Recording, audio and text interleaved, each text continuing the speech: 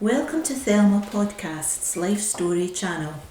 In this episode, Tommy Carson takes us out dancing. It's 1935 and Tommy, who is 13 years old, puts on his dad's flannels and heads out to the Dalgleish Dance Hall on St Mary Street. This is the first time he's ever gone to the dancing, and he copies how the older dancers move and hold themselves. He loves it, and not only that, he's good at it. From then on, Tommy goes dancing every night of the week and sometimes in the afternoon. We get to hear of all the dance halls in Edinburgh that he could go to, and being in the army didn't stop him. He visited dance halls in Manchester, Leeds and Liverpool. So sit back and enjoy.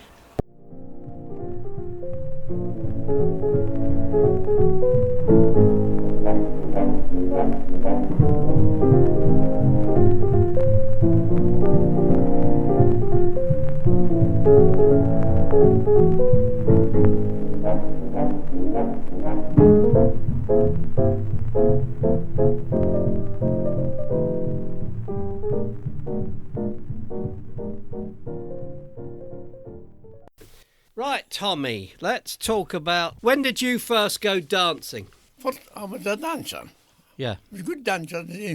One of my mates was the first professional in Edinburgh. Archie Dixon. He went to the army, RAF, and finished up in New York.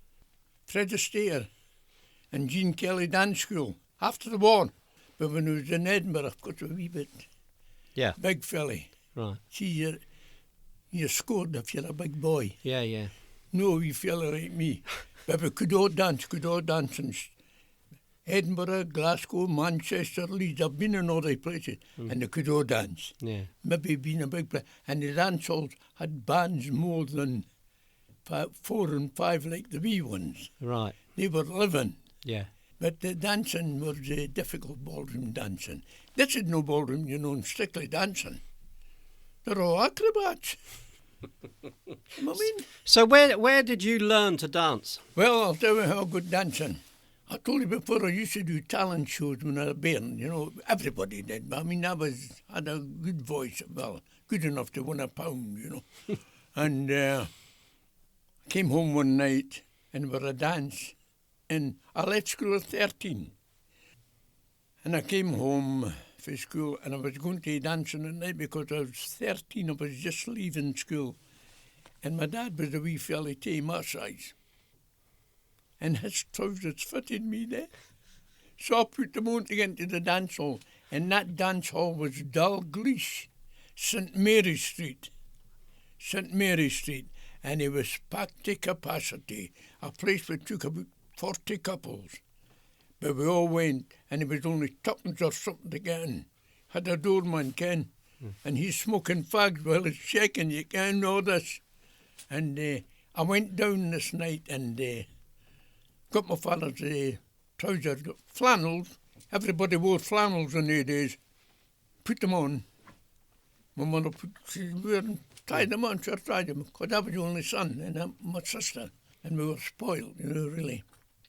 And I went down. And that was my first encounter with dancing in a dance hall. Wow. And we're giving it Nantic and all the shooters going, all the Glasgow stuff, We're no boogie-woogie or jitterbugger then. It was strictly dancing. And it was a waltz, but who wanted a waltz? You were getting in. The girls wore short skirts, and when the skirts went up, you saw their knickers, you didn't want to go home, Ken. But... yes, that was my first time in Dalgleish. And there's a lady beside me, 95. Lived beside me now. And she lived beside there. And she went. No. And that's how, I didn't know her then. No. But I knew her just before the war. And she'd married a big fella. She's 95, lost her husband a couple of years ago. And we talk about tuppence to get in. And of course, on a Friday night, outside two of them, Ken, dancing with my bird, Oh, a bit of fights. Happening now. So you're talking about if you're about 13 when you went to That's when I Dalgleish. first went my dancing, 13. So that would be about 1935. 19 odd cakes, aye. I went, and of course there weren't any bands then. 2 accordionists, and it was good. And the music they played, you know, a slow foxtrot, a tango, a rumba, a samba, the lot played all them. Because you had to, they got half a crown a night, 2 and 6 a night or something. So that was my first encounter with dance halls, 13. Wow. And the funny thing was, it didn't take you long to learn because the people who were older than me were going to dancing. They could dance, and I just watched them. And they held themselves back, the way they hold you, and the women held you, and the women were the same. And half of them were at school with me. Get my wee olive children and go, oh, Mary, come on. Aye. So what other dance halls did you go to? Dance halls I went to the ones in Leith Town Hall. That was famous for a late night, 8 o'clock till 1 in the morning on a Friday night. And they meant you walking up to Edinburgh because there were no buses in there, they had night buses. That was that one taken. And Piccadilly Place, we're dancing in Piccadilly Place, that was just a local dance. And you went to Sixpence, went to there. And you went to the New Royal, that was behind the Theatre Royal. Oh, right. The New Royal dancing. Right. And when you went in, they didn't give you a ticket. They stamped your hand, indelible pencil. And of course, if you'd no money, you bet see me at the door before you walked through the door into the hall. Pushed your hands together. Oh, you had no money. Fantastic. I think it was about tuppence to go in there. And anyway, I went to the Excelsior. That was mine in Edinburgh, where we danced our air band. In fact, when I went to the army, the fortnight after I was in the army, the band, I was singing with the band, the Boogie Woogie Boogie Boy Company B. The Andrew Sisters, that's kind of stuff I did when I'm still daft. I went to Excelsior and I went there regular on a Saturday afternoon. It was open. I was there dancing every night. Monday nights, I went to maybe the Pally, or the afternoon the Pally. Tuesday, a wee dance hall, be Piccadilly Place. The New Royal beside the Theatre Royal behind it, with the Cosmo. You mind Merrill's, You made some he broke arrests. it up. Yeah, Mind yeah. were on prostitution. And then I went to other dance halls. I went to Cavendish. The ones I didn't, I went once to the Silver Slipper in Brillinsfield. At the Monastery Road, right-hand side, going down. Yeah. And the Carno, that was my haunt, you know, for West Army. And Frankie Smith and his band, they called them the Nat Ginelli of Scotland. Oh, God, great. Very good. And then I used to see him during the day. He was a baler man in a factory, stuck in the baler. But he could play the trumpet, but he couldn't get anywhere. No. You needed an agent. You couldn't afford the bus fare, never mind an agent. Oh, I went to the Cavendish, that was it. That was posh. That was posh. I'd been, come on now. You know what, you know who you were before you go in. That was in Toll Cross. They were all over it. Havana, you heard Havana. Now, where was Havana, that was in Princessy. Right. That's where I met Max Bygraves during the war, because he was in the RAF singing with the band, and we're in there, you know. And yes, all the dance halls were, and then you had private dances, late nights and all that, you know. St Mary's Street Hall was the Catholic hall, the big hall. We all went there cheap again, but they could all dance. A couple of box players, you know, and the trumpet player. They're all singing and they're dancing, enjoying themselves. Yeah. The Pally, when I went to the Pally, it had a revolving stage, an organ on one side, and it turned it to half-time and turned to the audience, and the band went through the back. That was him getting off for half-time, cup of tea and all that, you know. And they all knew them, you know. And all Jim Toney, the boxer. Right. The professional came for, I think it was not the Manchester, but it was good, you know. Italian, it was kind of right, Yeah. You had to be careful when you went with him, because he used to take you down to the booth and put the belly if you argue with him, because the boxers weren't allowed to lift their hand outside the ring. No. And he used to take them down there and leather them in the ring, because it was being fair. Come on, you understand, we all do it. The Pally, the Locarno. Did you ever go dancing in Portobello? Yes, I went to Marine Hall a couple of times, yes, Marine, but that was too far away for me. Yeah. But I used to go, and the boy with their mistress, getting married men, they used to go there because the wife couldn't. Is that the right? wife couldn't go. So that was Marine Gardens? Marine Garden, oh, aye. Oh, is that right? Aye. And then you done the Portobello Town Hall and and it remains, all the places all had a wee dance halls together. Oh, covers everywhere there. Least was Piccadilly finish for me. When I go to Piccadilly, I'd done the wee locals. And you went down the stair and he held about 40 couples. A Tuesday night, down the stair, my boy came in, was working during the day. Dancing, I got the hall and used it at night for dancing. Havana was in Princess, that's when it was a famous place, aye. The High Street, well, you got the side chambers and that, but you didn't go to them unless it was something special.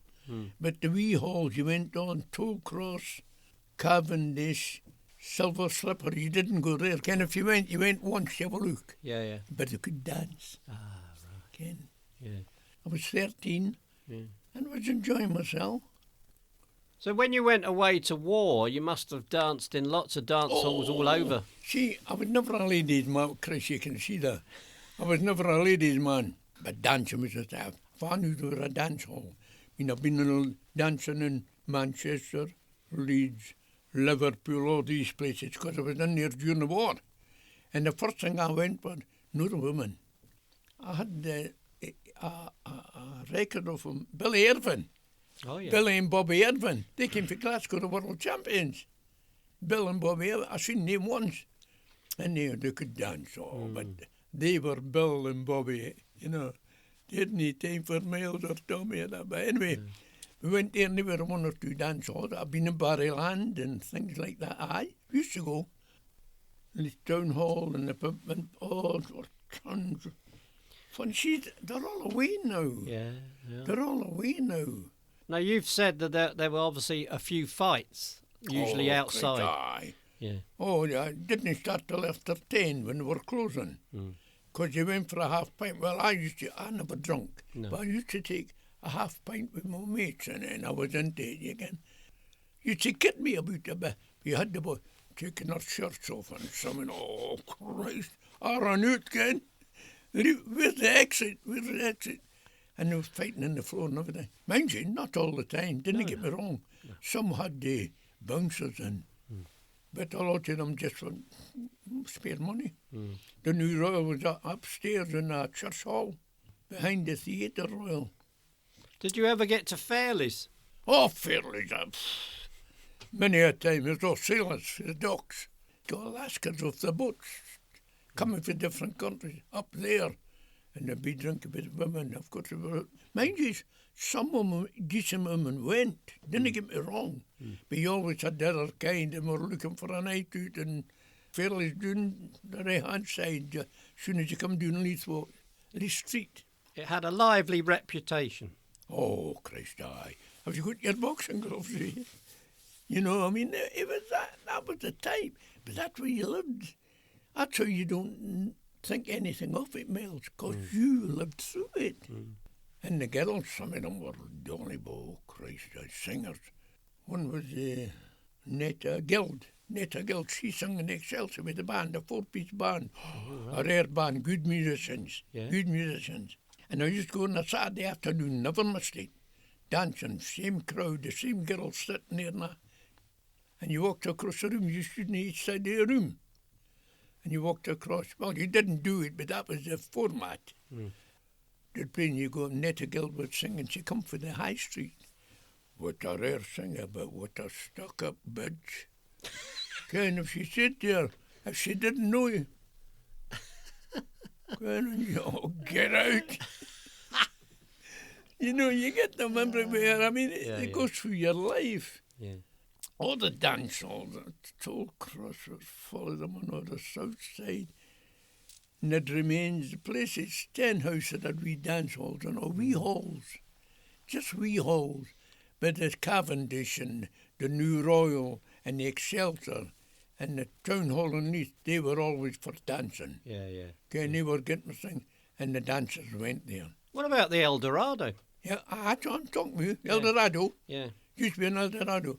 Monday night, I used to go to the wrestling. Oh, why? Monday night, me and the wife, when I was married. Yeah.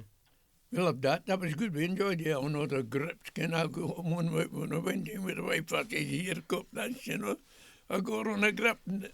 Anyway, I went to dancing, and my mates told me there's a dance on at McVitie's in West and Robertson Avenue. Had a big room, and they had a dance for the staff. Okay, get me 2 tickets. Then £6 a ticket or something. Yes, certainly. Yes, I went to all the dance halls. But Archie Dixie, he was a professional. He went to all the dancing with me. He used to come up to my mother for any spare sugar to make tablet. Kenny was, oh God, you know, you're right. He finished up with Ina Linton in Fairleys. She owned it, her and her man.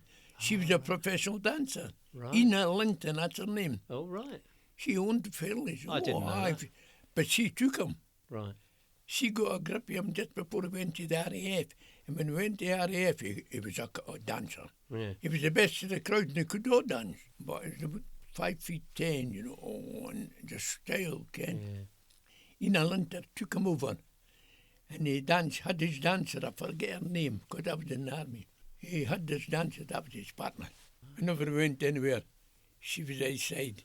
Every dance. Man, he danced with his friends and that. Yeah. She was there, she was always there, you know. Ina Linton taught him in Fairleys.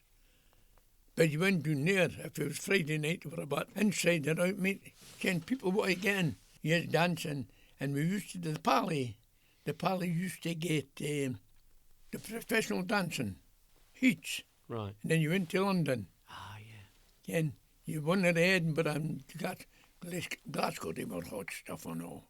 They could all dance. Dancing there. And the funny thing was, I went to dancing, we went with me, and you stood in the one boat. You stood in that corner with your crowd, and I stood in that corner. And you spoke to each other, and the locals didn't fight. There was somebody coming in, seeing somebody with a wife, going, oh, man. Yeah. It just carried on like, but everybody went, and they were always smart. And a wee bit, oh, the cologne again, and you got out anyway, you were coming home the same way as you went. And it was good company, and you had somewhere to go. You never got dance instruction. No. But there were dancing schools, Betty Brandon and different ones, they came up to be. But the dance halls were big, and people couldn't afford to go Monday, Tuesday, Wednesday. But I was lucky. I could, there was always stoppings in front, but I gave some of my mates paid them in sometime, because I had a £6 on me or something, and 3 years, and we go. And then had the halls out at the Stenhouse, wee private halls. Oh, right, okay. Gorgie, Yeah. Gilmer Place, and all the places. So many. The wee one. But the big ones were the Cavendish and the Pally, because they were a wee bit. And then the Americans took over that. I told you about that. Yeah. The Americans used to walk in, but we had to queue. Do you know what? Aye. But they couldn't dance. They had jitterbugs and that, and thrown them over their shoulder. So had we. And we had good ones. We had a girl there, she lived next door to me in Grassmarket, West Bow. She could do jitterbugs. And when the Americans came here, she was made. Oh, she oversold on. She married one. Right. She went over there and never seen her again. I saw her once when I was in the Hearts up for my dinner. And she came up, Tommy, she says, hello, who are you again, you know? She'd married the American during the war with her salt stockings and American knicker again. That's probably a good point to end. Huh? I said that's a good point to end on. Oh, I knew that. But you had the gardens, but they were more old-time for it, sophisticated, you know. And you just shout over it again. But you didn't pay to go in, you just walked in. Very good, Tommy. Thank you very much. Thank you for listening. I hope you enjoyed this podcast with Tommy. You can find more like it on our website, www.livingmemory.org.uk. Or if you have a story you'd like to share, why not pop in and see us at the Wee Museum of Memory, Ocean Terminal, Leith, or at the Centre, Livingston. Until the next time, take care.